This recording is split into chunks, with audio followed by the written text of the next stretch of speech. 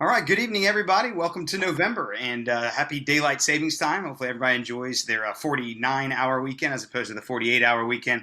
Always good to have an extra hour of rest. But nonetheless, here as we go ahead and turn the calendar to November, we get to start a new season. That is tonight.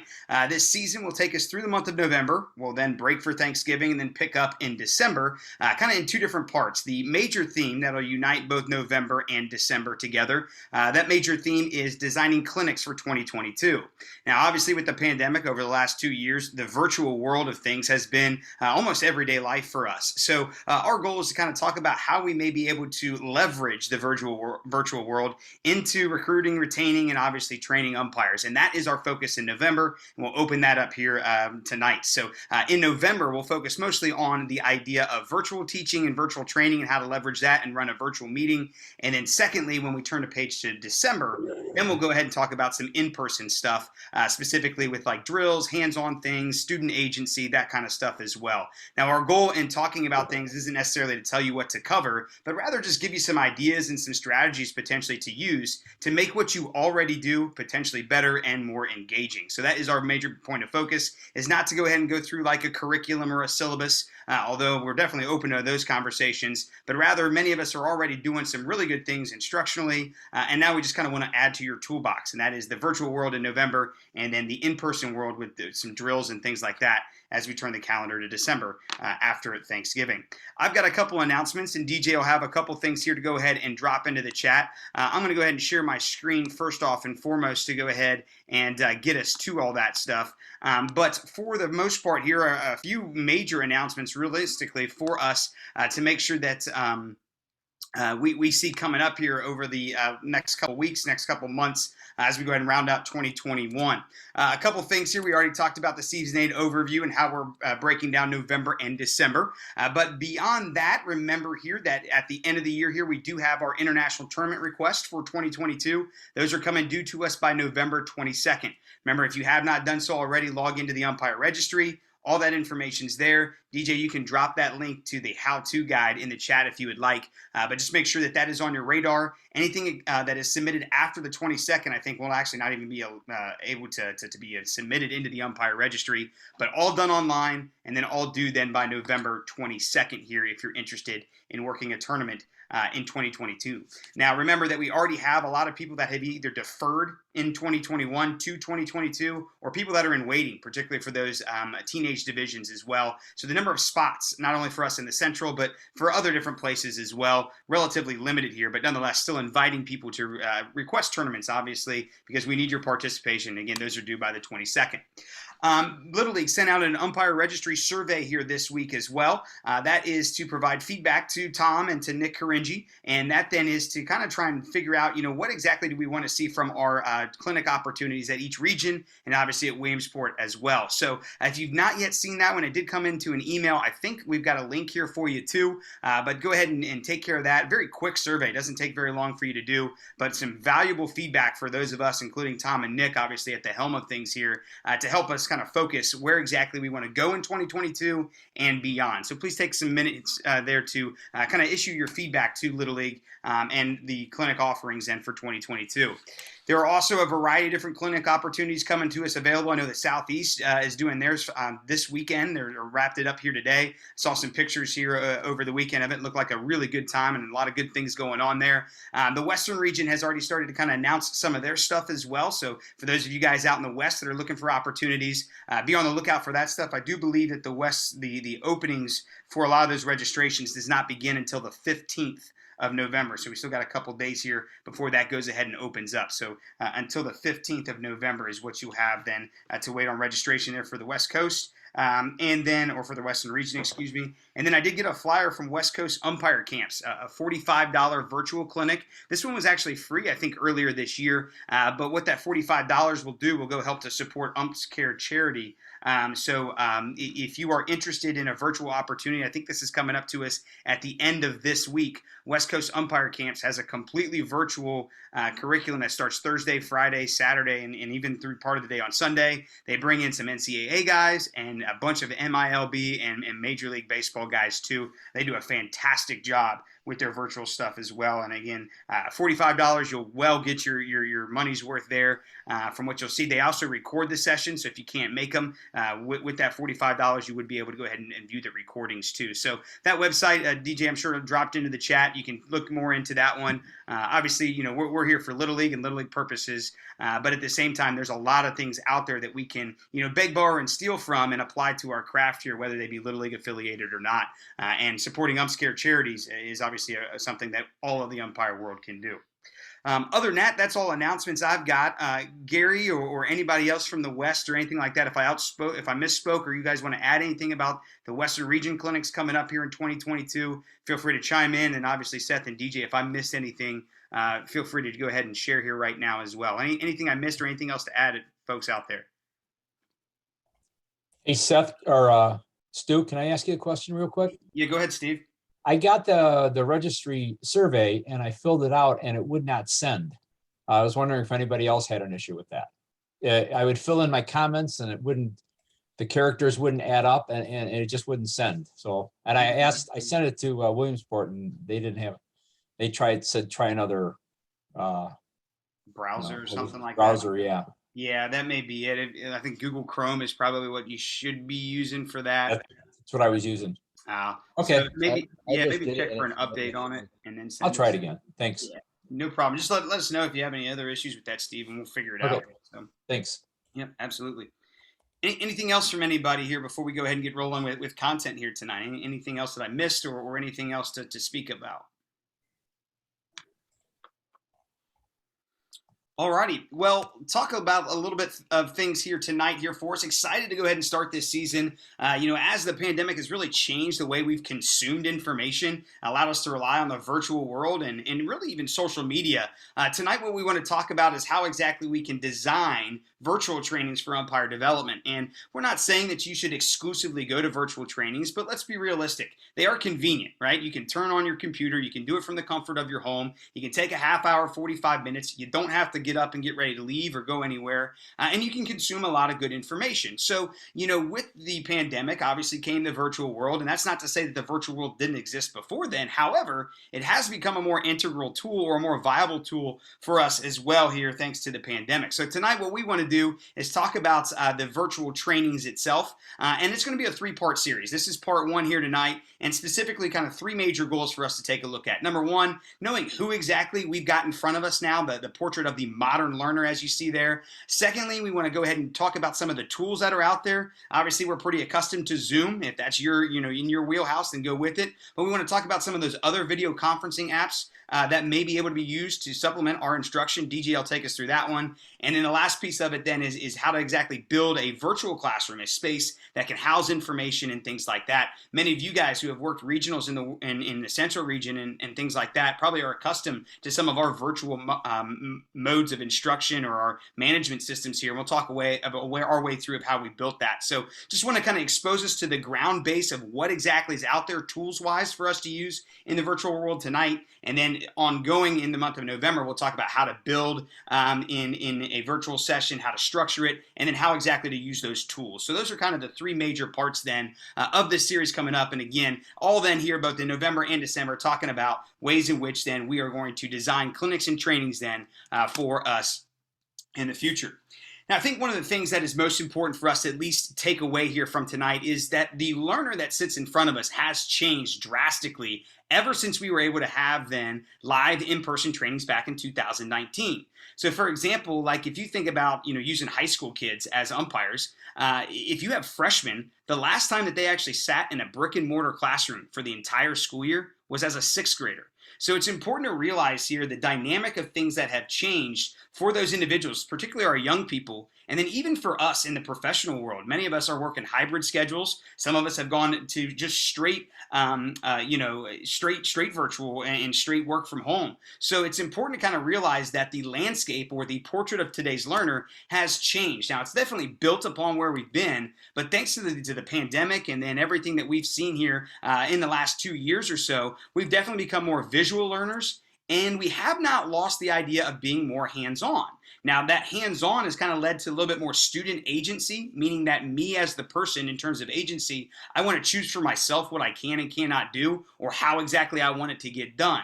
So not only are we more visual learners thanks to the pandemic and the explosion of virtual instruction, there has not been an erosion of this idea of being hands-on. So those are kind of the two major things to realize about the portrait of today's learner. Still a demand then for visual references and definitely still that whole idea of hands-on processing. And that makes sense here because we're in a skill development piece here of our craft as well. Interestingly, too, what has come out of the pandemic has been this increase of collaboration. And even though we are working independently from home, as we log on to Zoom or to Microsoft Teams or whatever our platform may be, we are still working with other people just in a different way. So, as you can kind of see here, the three major tenets of today's learners were visual learners, hands-on learners, and there's still that need to work with somebody in a collaborative-based, inquiry-based learning where we have these questions and ideas. We want to explore those ideas and then kind of go from there. So very active, very still kinetic learners here that are going to sit in front of us here too. I mentioned this whole word of agency before, the idea that the learner has a choice and a voice in what he or she is actually learning or wants to learn about. And I think that's something that's pretty cool here about, us in today's learner. And with that, with regards to agency, I think, and this goes to, what we started off with announcements, one way to make sure that you're providing autonomy or agency to your group of umpires is to just survey them and think about, hey, what exactly do you guys want us to cover? What do we need to do specifically? Match it up with your notes and the notes of your staff and see exactly what comes up with that too. And that way you're kind of designing something that's a little bit more specific and relevant to the learners that sit in front of you. And you can do so then, as we see here, in a visually based, hands-on, collaborative inquiry-based model here. And that's kind of what we want to outline here over the course then of the next few weeks. Now, with the virtual world, we've all had a lot more time to kind of do some more investigation, our own research on the back end. And with more videos that are out there instructionally, there's this need for people to be convinced through objective evidence, not necessarily that you're right, but that your argument or that your ideas make sense. So I kind of have that last word there, logical reasoning. That's ultimately what our today's learner is after. And that's why they're visual learners. That's why they're hands-on. That's why they want to interact with people as well, and ultimately want to kind of determine their own path with regards to agency as well. But as we present them as teachers, as instructors, or whatever the case may be, we've got to make sure that we're using our tools to convince our students that what we're saying has merit, and we have credibility and things of that nature as well. And a variety of different things that we can use. Video, and hopefully you guys have enjoyed the usage of video here on 3 Up, 3 Down to not necessarily substantiate or prove that we're right, but rather just kind of show you the ideas and give you something to think about. Stimulating thinking is really what we're about here with the usage of video, analytics, and then allowing then that information to be processed by you and then logically applied, and the usage of logical reasoning then what we're after as well. When we get into the field of play, the desire then for immediate feedback, correction with evidence, that goes to video. And then as we see here, we definitely have shorter attention spans too, thanks to the pandemic and the rest of the virtual world too. This idea that we've got to be entertained, that you may have like a 30 or 45 minute window, and when you pop on, boy, you better be ready to go and entertain and give somebody, something to chew on, something to think about, and something to apply into their lives or what exactly they're doing. There's that need then to be entertained, that need to be involved. We'll talk about the usage of the chat and the breakout rooms that can help us out with that one too. And there's also this idea that people need to be challenged, and that is mentally or intellectually, that they want to be given something to think about, to stimulate their thinking, and whether they accept that new idea or whether they just think about it and then, tuck it away for later, stimulating thinking is what we should be after here. And that's what we mean then by challenging. Now, we'll talk to next week when we talk about like formatting a lesson or formatting a session, about providing individuals with opportunities to do three things: hear, see, and do. And if you take a look at all of those different ideas or characteristics of the portrait of today's learner, if you provide your students, your umpires, in a session, whether it be virtual or in person, with the opportunity to hear the information, to see diagrams and process information, and then to do it, it's going to be successful. And whether it's today's learner or yesterday's learner, being able to hear, see, and do still kind of maintains a staple here. Even though we have shorter attention spans, we just may have to be a little bit more creative at how exactly we go about then doing that. The last thing that I'll also say here is that what's very unique about the opportunity that we have in front of us is that we as leaders, and Mark Bernstein out in the West often talks about the umpire program in Little League is not an umpire program, but rather it's a leadership program. We've got the opportunity to establish a special environment. And that environment then that most learners, today's learners thrive in, is this idea of one where they feel supported, meaning that they have the information that they need to be successful on the diamond, that we are basically setting them up to succeed. That's what we mean by support and the training there. That there is collaboration with fellow umpires that are essentially on the grind there themselves, and collaboration with people that may be seen as, quote, above them, like your local UIC, your region UIC, or whatever it might be. So a supportive environment that you have the information to be successful, that you are going to collaborate both with people on your level, and then also in people that have different leadership levels as well. And then lastly, that there is some innovation to this, not only individually, but also then instructionally too, that what you're going to be provided with is still at the top of the line. Like we're not teaching things that were, back in the 80s and the 90s and the early 2000s anymore. They still want to be challenged with some of those newer ideas. And we're not talking about reinventing the wheel, but rather just staying up to date with some of the modern trends and challenges in umpiring and making sure that when appropriate, we deliver those challenges and kind of challenge the umpires in front of us as well. So just a couple things to think about as you think about the folks that sit in front of you and whether they are, in their 50s or in their 60s or in their teens or early 20s. The modern learner has definitely changed thanks to the pandemic and what we've all then endured over the last 2 years. And these are some of these trends here for us to consider as we start to re-put together and design our clinics and trainings then for 2022. Now, how do you reach today's learners? Some methodologies and some quick ideas here of how exactly you may try and go ahead and reach out today's learner. I think this one's pretty important, and it goes pretty true here to the pandemic. Like the one thing that we know about the pandemic is that it's given us a ton of information. Like there's a bunch of folks out there that'll hop on a Zoom call. There's a bunch of virtual umpire clinics that have been recorded and put out there. So there's a lot of older theories now that have been challenged over time. And with that, then we can start to reject those that have proven to no longer be useful and rather kind of modernize, or as I mentioned before, innovate those. We don't have to reinvent the wheel or change things drastically. Just kind of have to stay up to date with some of those modern trends and challenges. So as we kind of think about, we talked before about, the usage of the library, for example, rethinking angled distance at first base and those kinds of things too. Just making sure we're on top of those things and presenting them when appropriate to our learners, especially then for those theories that no longer prove to be useful. I mentioned this before, and this goes hand in hand with today's learner as well. Teach with a scientifically based approach. So if you think about the scientific method, for example, that's a great one to follow. You've got a question, then you've got a theory with your hypothesis, then test it out. What does it look like on the field? Video evidence, empirical data, and things like that on what exactly we see developed there, and then come up with your conclusions there too. Now, I think all of that then, using that scientific approach, allows us then to illustrate the how and why. And if you think about us on 3 Up, 3 Down, one thing that we always try and do is when we kind of give you something new or something different to think about, we try and use video to kind of show you the how and why, and then also try and put it into the reasons as to why exactly we may use it as well. So teaching with that empirical-based approach, not with just logical reasoning, but rather than with visuals, because we know we have visual learners, with video evidence then to illustrate the how and why. I mentioned this one already too. The content of what you're going to present in your clinics should offer people the opportunity to hear, to see, and to do. To hear the content, to see it in a visual representation or a diagram, and then do it themselves. And I think this next point is really important for us to realize is that the burden of the proof on whether or not something is reasonable is on the instructor. Number one, how we articulate it. Number secondly, do we approach it from a sense of reason? And lastly, do we back it up with evidence? Is there video? Is there an explanation that makes logical sense? We just got to make sure that we teach the why and that we use resources, particularly video evidence, empiricism, analytics, data, whatever it might be, to teach and explain the why.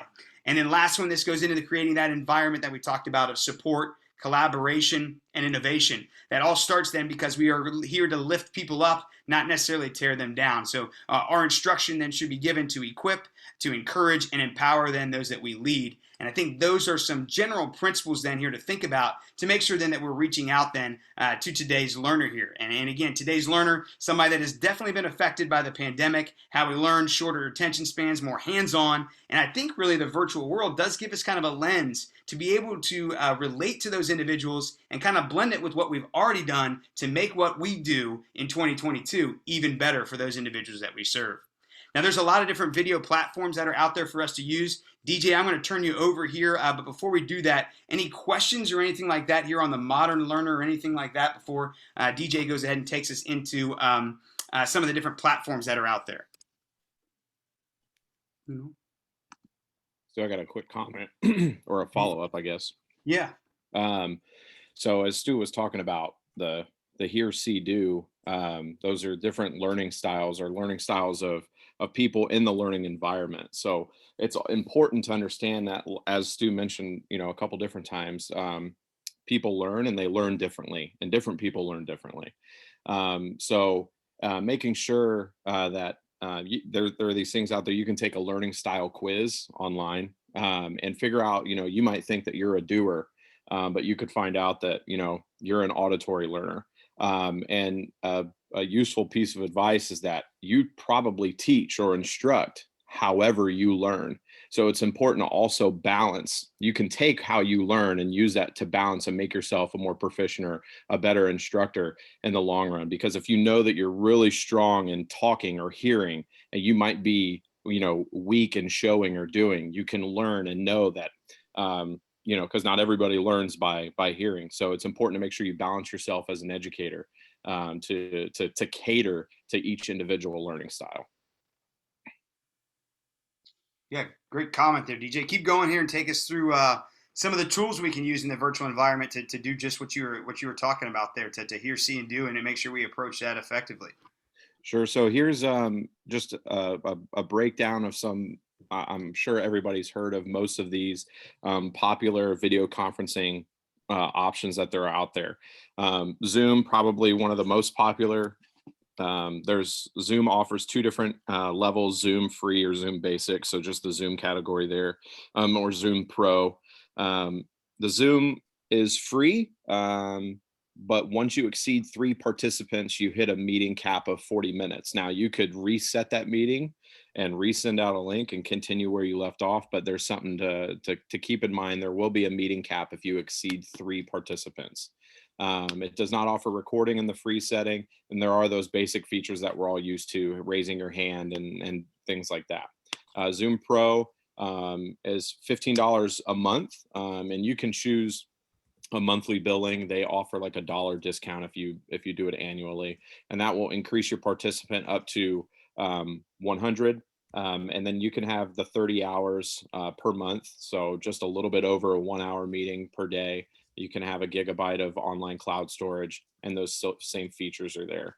And this breakdown goes all the way through. You've got Google Meet with the free with 1 hour, a 1 hour length at 100 participants, so a little bit better there than Zoom potentially. And then also, if you do Workspace, it will include features such as hand raise, breakout room, stuff like that. And it's only $8 a month, which is almost less than half the cost of Zoom Pro, and your meeting links could go up to 24 hours at one time. Microsoft Teams or Skype. Skype now has pushed everything towards Microsoft Teams. It's got a free with $100, or not $100, free with 100 participant cap for 1 hour a meeting, which isn't bad. I probably use Zoom and Microsoft Teams the most myself. Teams at work with Topgolf, and then Zoom with here with Little League. That you can get a Teams account. Business Basics, I think is what it's called, $5 a month.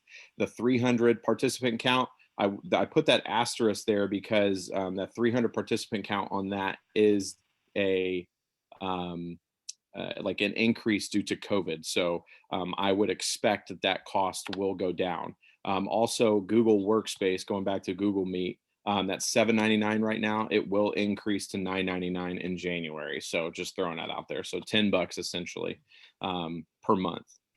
All of these costs, by the way, are monthly. Just throwing that out there. Life Size is really, really good if you have a small association. On the free side, it's free. You can have 10 people and meet up to 24 hours. So you can't record anything. But like if you want to have meetings with if you have a small association like our local district, Indiana District 6, we only have 5 or 6 leagues in our district.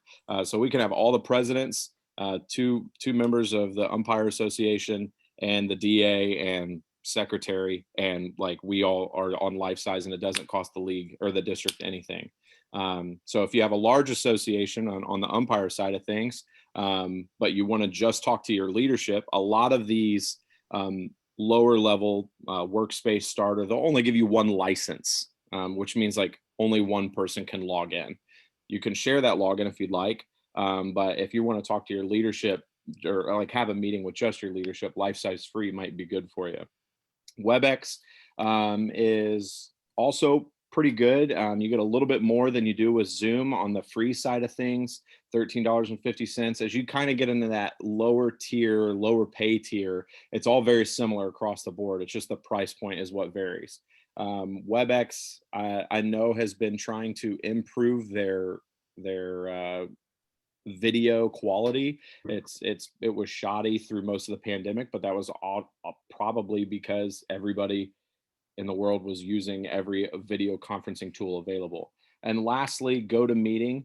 I've personally never used them, but as I on a I think it's incredible if you get the business plan, $16 a month, 150 participants, unlimited meeting time, and unlimited storage. So I think that's pretty incredible. But I would encourage, like, if you're looking to set up virtually, there are different options. Like I said, if you've got a smaller group, life size free might work just fine for you, provided you don't want to record anything. If you got something larger and you're willing to do the Google Meet, I'd say the Google Meet at $8. The Microsoft Teams or the Zoom. Zoom and Google Meet are probably the two most user-friendly platforms out there. So I mean, there's a lot to take in. And I see George here has commented, Zoom is considering inserting ads for the free users. Somebody's got to make money somewhere, right, George? So yeah, I mean, Stu, you got anything on that? I mean, it's all, like I said, it's once you get into the start paying for everything, it's all very similar. It's just kind of the price point and then what you're getting at. You can go to any of these websites and click on plans and pricing, and it'll give you a really good breakdown. I'd say Zoom, Google Meet, or Teams are what people are going to know and be the most comfortable with. Yeah, I'll put a plug in here. This is great. DJ made this document. It's fantastic to give you an idea of what you get for free and stuff like that. If you're a Google user, and there's a lot of stuff in the virtual space that Google makes very, very easy thanks to the pandemic. And I'm going to get ready to show you a couple of those things. So don't discredit Google Meet here, as DJ was talking about, particularly with the free part of it, because it will integrate very well to a lot of the other things that you may be able to use in the virtual space. Same is true with Zoom. And then there's actually a Facebook option. I think Facebook has rooms and things like that that you may be able to use as well. But just kind of think about what you as a leader probably are most familiar with using. And I would probably go there. And then for the most part, a lot of these are very similar with different types of with their types of features. Raise your hand, breakout rooms, all that kind of stuff. So just kind of take a look at those. But what we wanted to do was at least provide you guys with a couple of different options if you're considering integrating some virtual teaching, and give you an idea of what the platforms actually look like that and what alternatives may be out there to Zoom if you're somebody that isn't a huge fan of the 40-minute deal. So anything else there from anybody on some of these conferencing apps? Last segment here, and we'll do it real quick, is this idea of online classroom options. So I mentioned Google does a really good job of integrating into Google Classroom. And if you're a Google user, you now have a Google Classroom that can be set up and everything else. I'll show you that here in just a second. We actually just went over this year as a region. We took our virtual instruction from an online management program known as Edmodo. And we used to have all of our umpires, or we still have them, all of our regional umpires take like a 12-week preparation class prior to the regional. That was all done on Edmodo before. Edmodo is free. It's completely free. You can upload stuff into that. You can make quizzes and things like that. Google Classroom, though, it was a lot better and a lot more efficient for us simply because Google just kind of expanded things as a result of the pandemic, and I'll show you that as well. Now, those are the two major free online management programs that are out there. I think you can do a search for some more out there, just kind of plug around and see what you want to see. But if you search Google out there, you'll be able to find anything else for those online classroom options or management systems if you're looking for someplace to house some documents. And I'll show you that stuff here in just a second. And then there's obviously content. We'll talk a lot about content more so next week too, but you can plug a lot of the content that you see from YouTube, from the umpire registry. You can link it to some of the things that you saw from Close Call Sports and things like that on over as well. So that's kind of some things here to think about with regards to online classroom stuff. I'm going to go ahead and show you guys the online classroom stuff that I have with Google. So like if we go to the classes, I've got, I think, 3 of them set up right here for us. If you take a look, this says the online regional for the regional tournament. So this is what all of our regional umpires this year in 2021 took before coming to the class, or I'm sorry, coming to the regional. You can see there was a 14-week class through here, the different types of modules and things like that that are out there. But let me go ahead and fix this one up. But if we go to the classwork, you'll see here that you can go ahead and throw in really anything into these modules. And like, for example, here you can link like a document for them to read. So here was our manual for them to read through. You can see that I can link some video. Here it is on the beloved uncaught third strike mechanic, Phil King. That one is out there for you.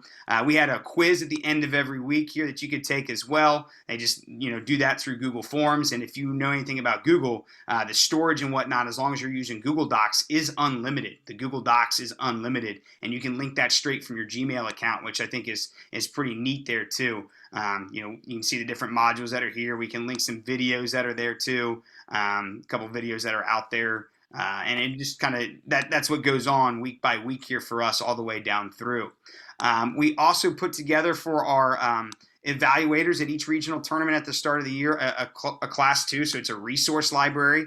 So if you take a look at it, we put all the places for those individuals that were appointed to a 2021 regional. If you were appointed that one, your regional evaluator would be able to get into this classroom and get that information both for tournament directors and then for the regional umpires. They can take a look at the manual, for example, there. The evaluation form we link there too. So just a bunch of different ways that you can link documents right in here in the Google Classroom. And again, if you're a Google user or you just create a Google account, you can do all this in Google Docs and it's unlimited. The Google Docs are unlimited and you can link them right here, which is really nice in terms of storage and whatnot there too. Last class that I'll show here real quick is the online preparation class. We haven't necessarily rolled this one out just yet.